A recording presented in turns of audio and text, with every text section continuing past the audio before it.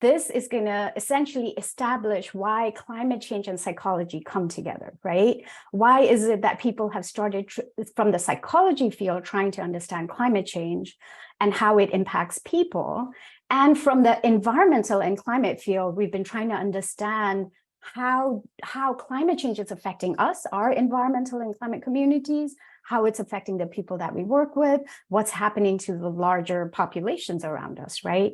Rather than a keynote, we're doing a conversation style dialogue between two wonderful leaders in the field of psychology. And so I'm going to now start talking about the bios. But before I do, let me just say the title of this session is Climate Change and the Psychology of Resilience. Our two speakers are Richard Davidson and Britt Ray. Dr. Davidson is a professor of psychology, psychiatry at the University of Wisconsin-Madison. He is the founder and director of the Center for Healthy Minds, where LOCA is based, which he incidentally helped establish with me. He received his PhD from Harvard in psychology in 1976. He is best known for his groundbreaking work studying emotion and the brain, and his research broadly focuses on the neural basis of emotion, emotional style, and the methods to promote human flourishing, including meditation and meditation-related contemplative practices. He's conducted tons of studies with, old people, young people, people with emotional disorders, as well as expert meditation practitioners with tens of thousands of hours of experience. Some of you might recall a Nat Geo cover a long time back that had a monk with electrodes on all over his head, and that was one of Richie's programs and studies. He was named one of the 100 most influential people in the world by Time magazine, elected to the National Academy of Medicine, has spoken on TED and other various global stages, including the World Economic Forum. Britt Ray is the director of the Chair of Special Initiative on Climate Change and Mental Health in the Department of Psychiatry and Behavioral Sciences of Stanford. She is the author of 2 books. Some of you might be familiar with her most recent one. I read it, and it was incredibly powerful, called Generation Dread, Finding Purpose in an Age of Climate Crisis, which is an impassioned generational perspective on how to stay sane amid the climate emergency. Britt, likewise, too, Richie, is a very well-known speaker, has spoken at TED and the World Economic Forum, has been featured in the New Yorker, New York Times, Washington Post, among many publications. She holds a climate psychology certificate from the California Institute of Integral Studies and is a fellow in the Climate Health Organizing Fellowship offered by Harvard Sea Change. And she's the founder of the weekly Gen Dread newsletter, which we get, which shares insights and expert advice for coping with climate distress and taking climate action. And so with no further ado, I would love to bring them to the main floor and have them have a conversation with one another. Thank you so much for being here, both of you. I'm so grateful. Thank you so much for that wonderful introduction, Tequila. It's so great to be here. Hi, Dr. Davidson. I am honored to meet you. I'm honored to be with you as well. And Tequila, thank you so much for all you're doing. So where should we start? We have a lot of ground to cover today. Oh my goodness. Oh, hello everyone. I'm just so touched to be here to be talking about resilience and the climate crisis with all of you. And in order to, start bridging these connections between the two spheres that many keep separate, I'm wondering, Dr. Davidson, why you think psychology and neuroscience need to connect with the climate emergency today? First, please call me Richie. Okay. Everyone does. Good.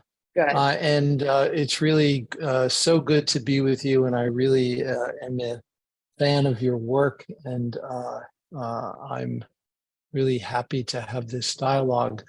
I think that from my perspective, psychology and neuroscience must grapple with climate change because of its existential threat, which is unrelenting. In fact, it continues to increase. And as in your own work have pointed out, this is dramatically impacting very fundamental life decisions that people are making.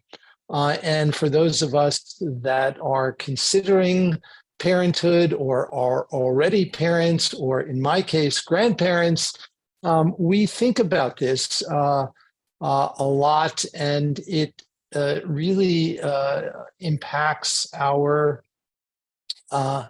worldview. And for the first time, there is a sense of uncertainty regarding the future that is really more fundamental, I think, than has ever presented itself before in human history.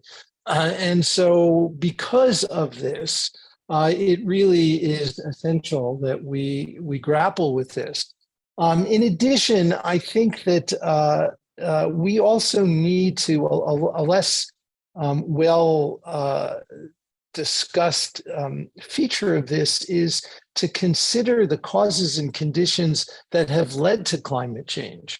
And those particular elements of human decision-making and the influences on human decision-making that have led to a kind of neglect of our interdependence, which has led to the mess that we find ourselves in today.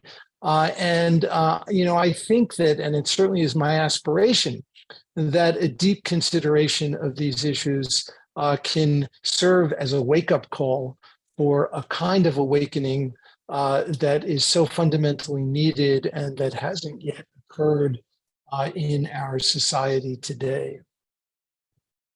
So maybe now sorry, go ahead, please.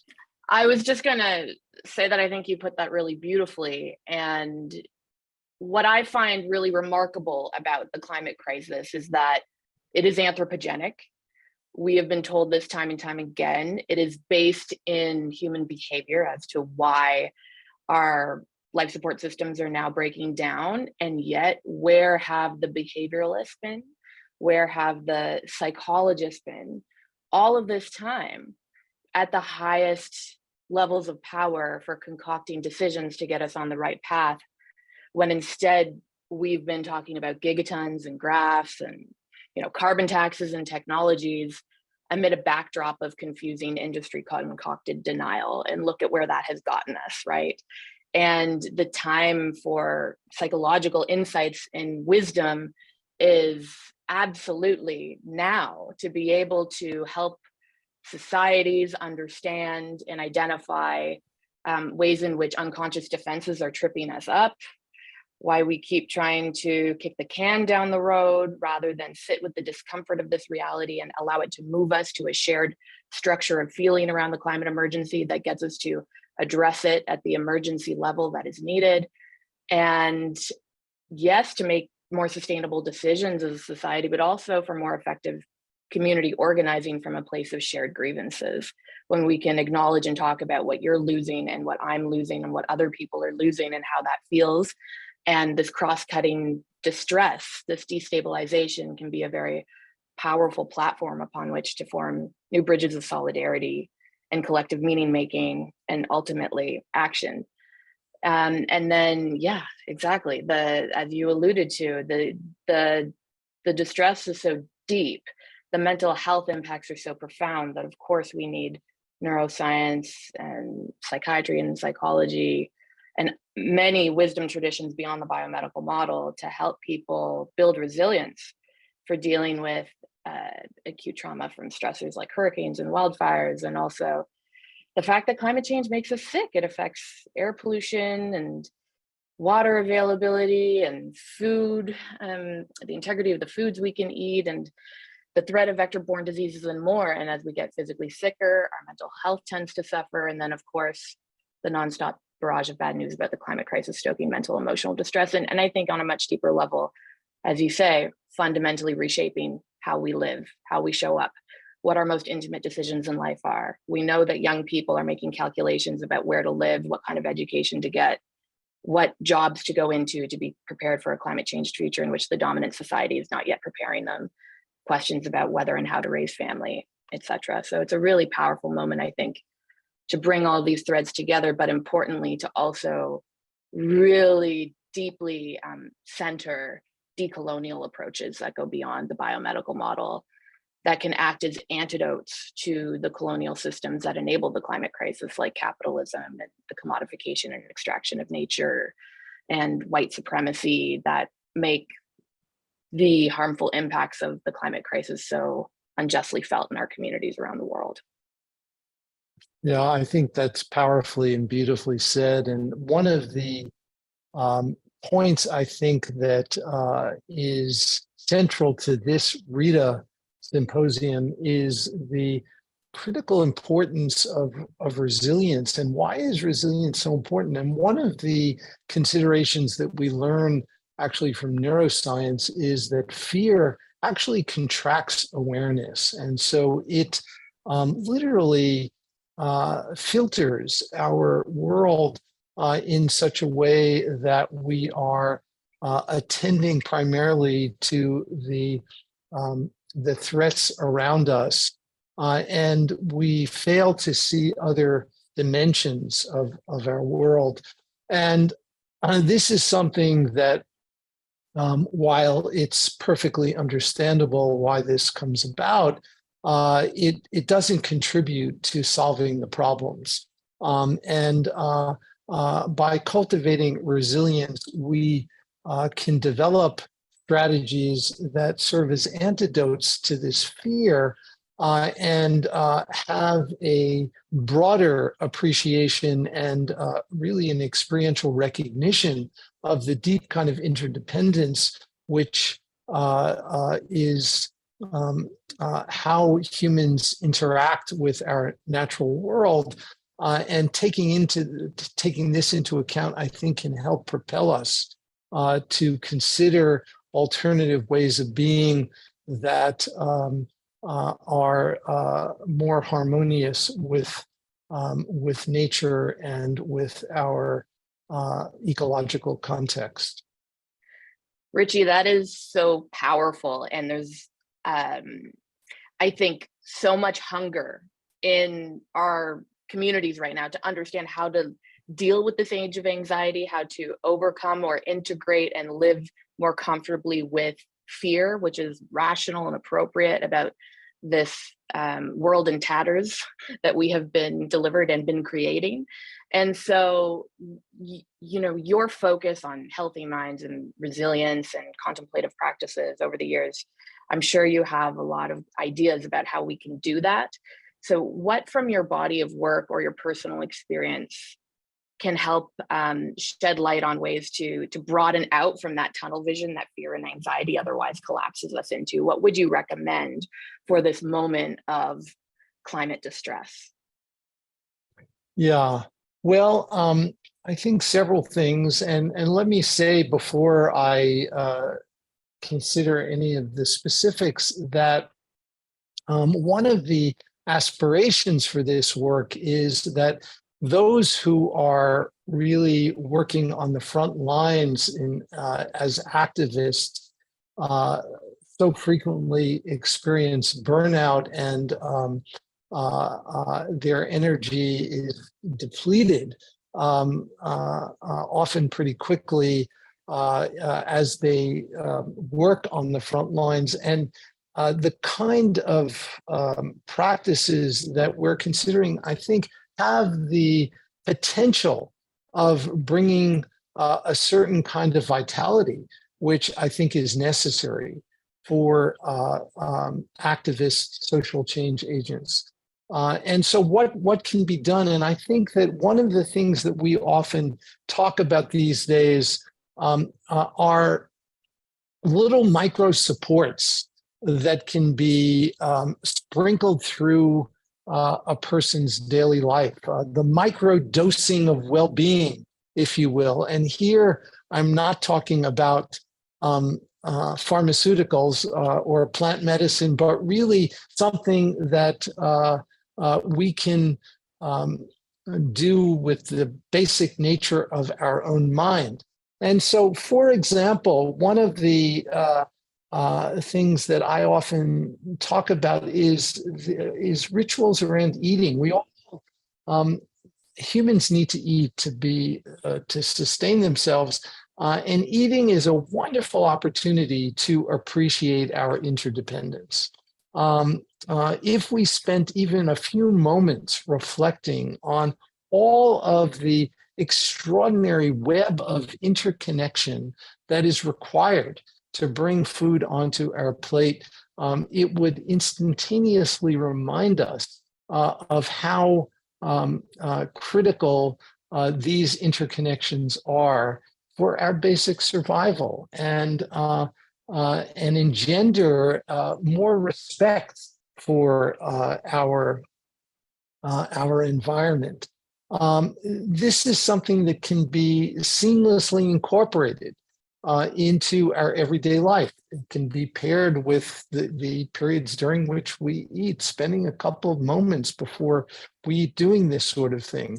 One of the things that I often remind people of is that when human beings first evolved on this planet, none of us were brushing our teeth. And I'm sure every person on this webinar spends a few minutes every day brushing their teeth. This is not part of our genome. It's something that we've all figured out how to do because we consider it important for our personal physical hygiene.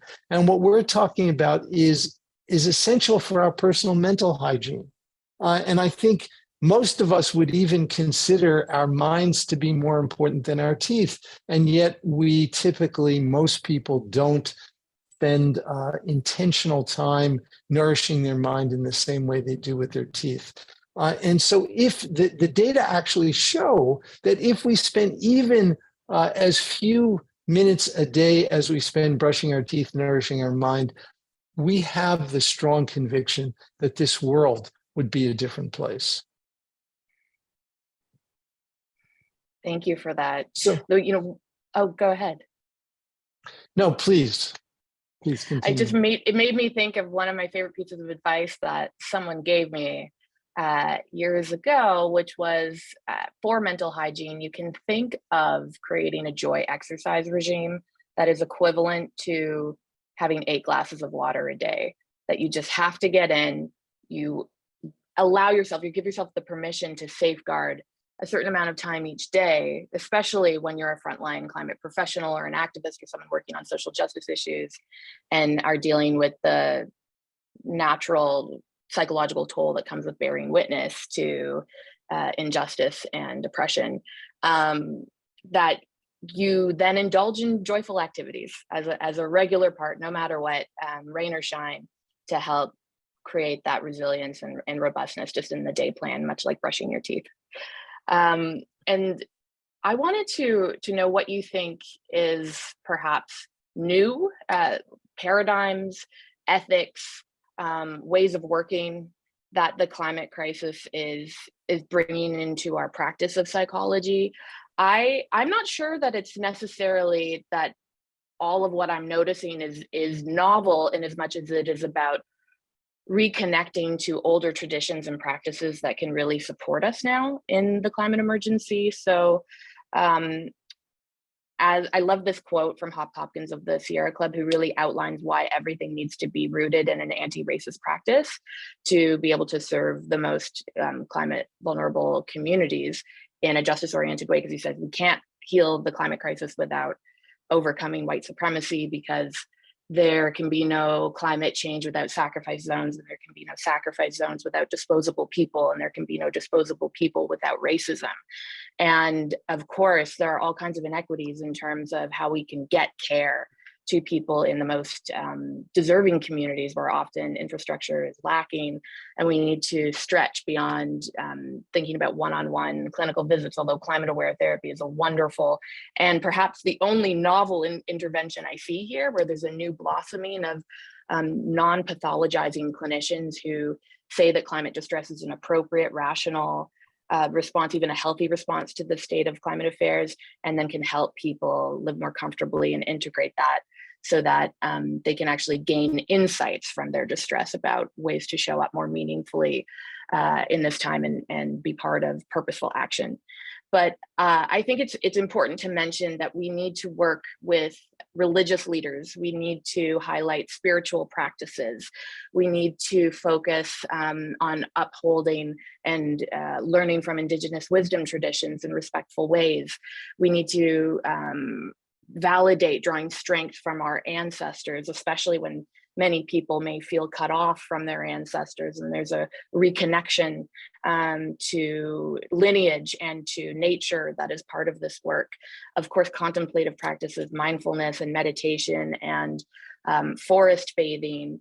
And I see an explosion of peer support in this moment for dealing with climate distress. We understand that a lot of what people are going through might be subclinical in nature. And what people are really hungry for in a society that disenfranchises their grief about the climate crisis, as it can feel like we're walking around in a sea of apathetic humans as though we're the only ones that care this much, as people go about worrying about Amazon orders or whatever it is, as opposed to trying to prevent the breakdown of a safe climate. Well, we need to find others who care, who legitimize this distress, who can mirror it, and who can bring us into a strengthening community. Climate cafes, climate circles, these approaches and decentralized networks for coming together and having frank conversations about how we're feeling, why that is, what we can do about it in the climate crisis, are popping off. Innovative peer support programs like the Good Grief Network, who offer a 10-step program modeled off of Alcoholics Anonymous for helping people soothe their climate distress in community and then find ways of reinvesting the energy they've lost from being stressed out into meaningful actions and purposeful forms of living with, hopefully more vibrancy. And I think we'll be hearing from Laura Schmidt, one of their founders, in this summit. All of this is really heartening and wonderful to see the grassroots coming together and figuring out what can be done to build resilience. And then we really, again, it's not new. We can draw on what we understand from disaster psychiatry and how social cohesion, social capital, the most tightly connected and trusting communities where people have more folks in their life to rely on in times of hardship, to feel safe with. When acute disaster does come to those communities, there's much less mental disorder in the aftermath, lower PTSD, anxiety, depression, maladaptive coping with substance abuse, domestic abuse, you name it, which is so hopeful because we can all reach out and be loving humans and work on building that protective social infrastructure before calamity comes our way so that we're mentally healthier afterwards. And, I'm very excited about task sharing, this idea that professionals and specialists can actually leave the role of being a care provider and they can train lay people in the community to pick up simplified interventions to help their neighbors with things like anxiety and depression. And they can even do this in ways that our clinical trials show are more effective than primary care. So we've got, the friendship bench in Zimbabwe where grandmothers sit on benches and talk to people about their anxiety and depression. And there's really robust data to show how helpful that's been. Or in the South, in the United States, a project focused on Black men's mental health, where barbers have been trained to talk the men in their chairs through life's problems in ways that are resilience building and strengthening and non-pathologizing.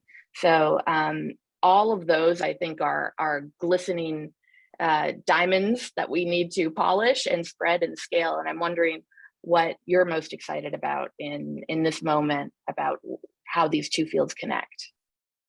Yeah, well, let me say first that I love what you're describing, and I love the approach, and I think the importance of community is so critical, and the kind of opportunities to bring community or harness existing communities with lay practitioners is really, I think, going to be an extremely effective way of scaling these kinds of interventions in the future. And I have a question for you. And, Britt, you sit in one of the most prestigious departments of psychiatry in the country. I know it well.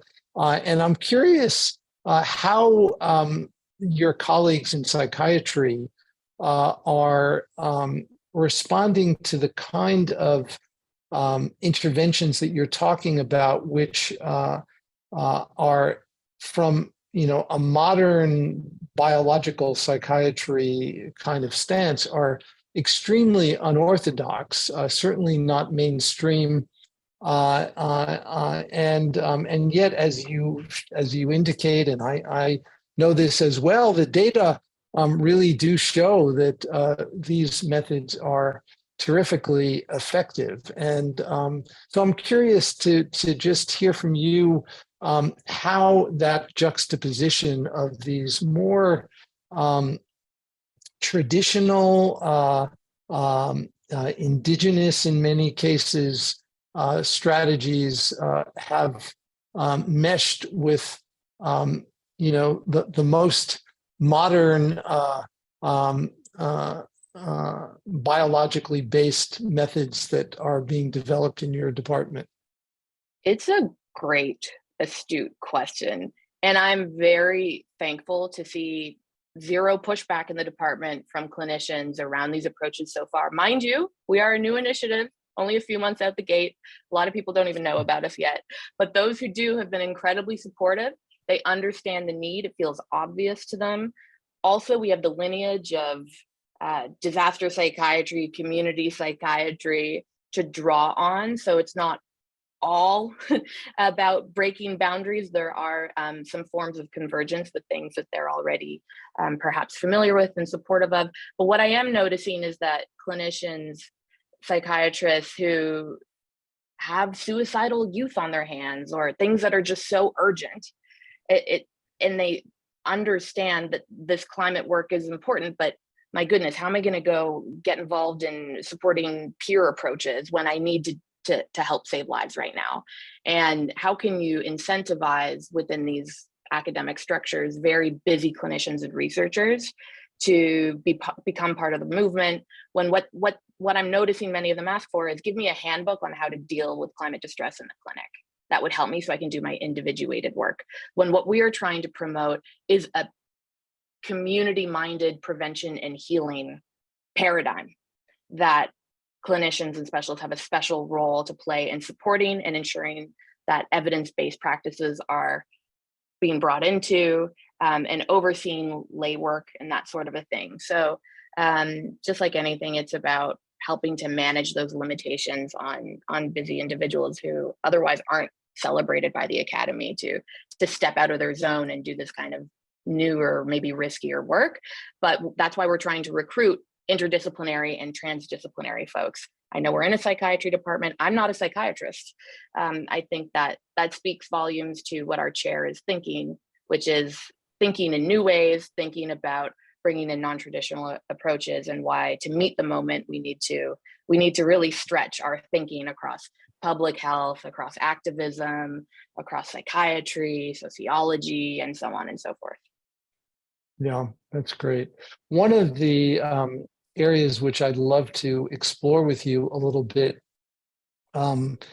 is around ethics, and how ethics is related to the climate crisis, and also to our role as scientists. As you and many folks on this webinar know, when we do research, we need to have our research approved by human research approved by an IRB, or for that matter, even animal research. And we all have to take so-called ethics training, which in my view, if I'm really being honest about it, I think is for the most part really not very substantive or deep. And I think there's a real opportunity for scientists to develop a more embodied ethics framework and training that would include issues related to climate change and the impact of what we do on climate as part of our ethics training, and also contemplative exercises to actually, in a more embodied way, experience the kind of ethical consequences of our decisions. And this, I think, is really something that is crying out to be further explored. And I just wanted to put it out there to get your input about that. And if there are viewers in this webinar who are motivated by this, I think it would be something important to take on for the future. Richie, I think that's a super cool idea. A lot of us are running around like our heads are cut off from our bodies in research, that everything is an intellectual exercise, and then we've left the body at home, the heart, the nervous system. Super inappropriate, especially for these urgent issues. So to be able to integrate that, to be able to increase literacy around somatic awareness and healing practices and contemplative practices, and to also be able to touch the elephant in the room, which is that many people are feeling chronically insecure and wondering if they're just spinning their wheels going into these disciplines and publishing papers and what have you while the world is burning. And things need to be more deeply rooted and connected than that. And we need to also have this awareness, not just be about people with a spiritual proclivity or tradition practicing this on a pillow at home. We need to infuse our institutions with these practices. It's only then that we start to shape the worldviews by which we create technologies and policies that actually transform things. So to be able to see that embodied through how we do ethics and research and how we lay out what the next generation can do with their learning, I think is really important. I really wanted to know about your personal resilience and how you connect your research, your life experiences to whatever it is you do to maintain your own personal body and mind. But I do see that Tequila has come back on, which might mean that we're getting to the end of our time. I think that's a fantastic question, Britt. So I would love to turn that to both of you and talk a little bit about maybe tips that people can take away. How do people deal with their own anxiety and distress, right? Are there things that either both of you do that helps you with your stress, with your sense of being overwhelmed or being angry or being frustrated? All of these emotions are part of eco-anxiety and climate distress. And then there is a question that has come in that I think I'm just going to try and roll it in, which is what happens when people have complex traumas? This question came in from Kyla, right? People are carrying intergenerational trauma because of environmental injustice, climate injustice, but you've made it a point to talk about sort of the paradigm of white supremacy and how people are unequally impacted by that. So I'd love to get a sense from both of you. How do you deal with and build your personal resilience? And then tips that people can take away on how to address these really complex emotions. Would you take us away, Richie? I'm happy to start. First, thank you for the really important question. One of the things that we have learned in the kind of work that we do is that the same mechanisms that are responsible for producing or for transducing, I should say, trauma in the brain and the body are also the same mechanisms that can be used for resilience and for awakening. They are basic mechanisms of plasticity, neuroplasticity, epigenetics, and so in addition to the intergenerational transmission of trauma, there's also the intergenerational transmission of resilience, the intergenerational transmission of awakening. And I think that we need to keep that in mind. And part of keeping that in mind is, it was actually at a meeting on ethics, interdependence, and the environment where I first met Tequila with His Holiness the Dalai Lama many years ago.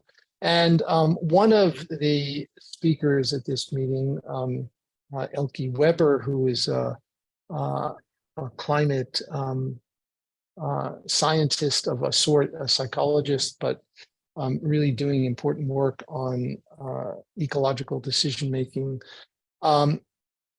One of the things Elke did is reminded us that when Martin Luther King gave his famous speech in 1963, the title was not "I Have a Nightmare."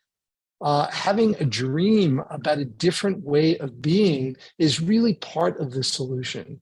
And envisioning in an active way, and it's hard to do because the world is burning and falling apart, and there is these deep systemic injustices and racism which is plaguing our planet in so many ways.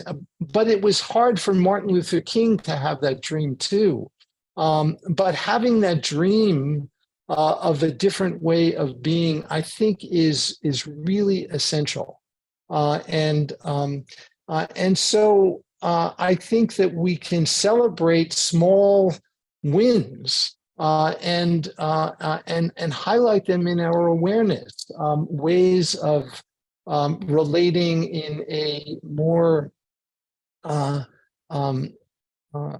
ecologically friendly way, doing small things that each of us has the capacity to do, and spreading that is as much as we can in our own ecological niches is something really important that we can do every single day, and take and have these small moments of joy in these admittedly very small wins. But if billions of us are doing that, they'll add up. And so it's I think that the Dalai Lama reminds us that every human being has the capacity to flourish. And I would say that we have a moral obligation to do everything we can to create the causes and conditions that enable our innate capacities to flourish, to manifest. And so I think that there are really simple things that we can do every day, beginning with appreciation for being humans on this extraordinary planet that we have been blessed to inhabit. And I think having that kind of reverence and respect is really the beginning of a change in mindset that I think is essential to the promotion of resilience. Yeah, absolutely. It makes me think of a lesson that I learned while writing my book from a scholar of climate colonialism named Olufemi Taiwo, who's a Nigerian American. And I was talking about the doom that's out there and the fatalism and the nihilism that so many people feel, or at least connect with periodically in their confrontation with the climate crisis. And he said, yes, while what's happening today is neo-colonial and not in any way just, and indeed the future looks dire, it is in fact not as bad as things have been for us, because my people have survived, colonial apartheid and Jim Crow and transatlantic slave trade. And so there's a kind of sky is falling mentality that is precluded from that political perspective, which brings up a dimension of hope being understanding what one has already survived, especially when we're talking about complex trauma and intergenerational trauma and the kind of resilience that has been necessary, even when pushed far against the wall, to maintain in collective, in strong community, to carry on tradition despite oppressive forces, and look at where you may be today. Another aspect of hope is appreciating that it's a sign of health to be maladjusted to a sick society, as we've been told by Martin Luther King Jr. and Krishnamurti and others. And this is also very solidifying and strengthening as we work together to overcome what is now an epidemic in our society, which is loneliness and fragmentation. The U.S. Surgeon General says that loneliness is a public health epidemic now. And that's really standing in the way of us being able to prevent further trauma and address the climate emergency more effectively. But just talking about this, psychoeducation, knowing this, and then working to increase our social bonds can instill a pathway along with collective efficacy, to help support ourselves in a kind of stubbornly optimistic way. Christiana Figueres, one of the lead architects of the Paris Agreement, talks about stubborn optimism. It's not wishful thinking, which many will mistake that idea to be. It's really about, no matter how grave the external circumstances may become through deterioration, ongoing of the status quo, etc., there's never a moment at which one gives up, because there's always a fraction of a degree of warming to prevent, which translates into supporting millions of lives. It's always worth it. And we find we can tap into that kind of logotherapy, the Viktor Frankl ideas about humans finding meaning in suffering. And positive existential psychology becomes our support in these ways. So we can thrive and flourish, not in spite of but because of our suffering. We can have our relationships strengthened because of the adversities we face. And it's really important, I think, as Richie's getting at, to not see adversities and challenges as dead ends, right? Which is what a lot of us might feel with the despair of this moment, but instead to see them as edges upon which to practice new things with others, to play and to grow. And that growth mindset helps us maintain flexible thinking about, this not being doom and gloom or hope and optimism. It's both at the same time, and we can live in that tense gray space and strategize from there. Yeah, I love the stubborn optimism stance, and I think that it is so important. And that is, I think, what really can provide us with the vitality to keep going, and recognizing that that each of the small wins really can add up and make a difference. This has been such a wonderful, rich conversation. I'm really sad to be the one to have to end it. I wish we could just keep going. We have a couple of minutes before the next panel begins. So I just wanted to give both of you, first say thank you. I learned so much. As someone who had eco-anxiety in the early 2000s when the term wasn't even created, I've sort of been this avid reader trying to learn as much as I can, trying to understand the psychology field. And today, just having both of you kick off this conference so that we have the scientific understanding of what underpins what's happening to us emotionally and how we help other people has been so, so important. Thank you both. Is there one last thing, maybe a habit that you can encourage people to do as we end this session? Maybe one thing that you think would be really helpful for people to practice on a daily basis. Britt, you want to start? Sure. Well, just speaking from my own experience, what has certainly helped me the most is connecting to source, whatever that means for you. For me, it's become a spiritual practice rooted in the activist-oriented Zen Buddhism of Thich Nhat Hanh, but for others, it might look something completely different than that. Community is a salve, as we've been mentioning, build community, invest in your community, but then also connect to something deeper that can help you be with the suffering that is in the world and in your lives, and then still generate enough happiness and joy that you can not be indifferent to that suffering and continue to serve something larger than yourself and find meaning and purpose in that, whether it's other people, other species, Mother Earth itself. And that these are the paths that allow us to, accept circumstances and move forward constructively and celebrate the wins along the way. That's beautiful. And, I would just simply add that having reverence and appreciation for the natural wonder and beauty of the planet in which we live, and cultivating a kind of respect for our planet is really the beginning of changing our relationship in a way from exploitation to harmony. And so I think that we can do this every single day.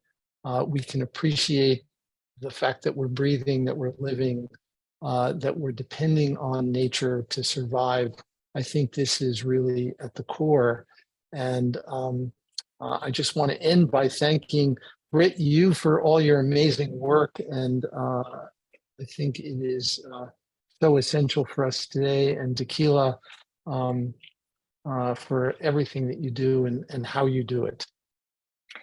I would also really like to thank you, Richie, for your entire body of work and your leadership in this area. And it's such an honor to be with you today. And Tequila, thank you for curating it. It's going to be a powerful 3 days. Thank you for having me. Thank you so much, both. Thank you for kicking us off so well. I'm just so energized and grateful. So much of what you said, I hope really the community feels that they are embodying just by being here, just with the motivation to come here because they care. I think this is just sort of in action, so many of the principles that you talked about. I learned so much myself. So thank you both.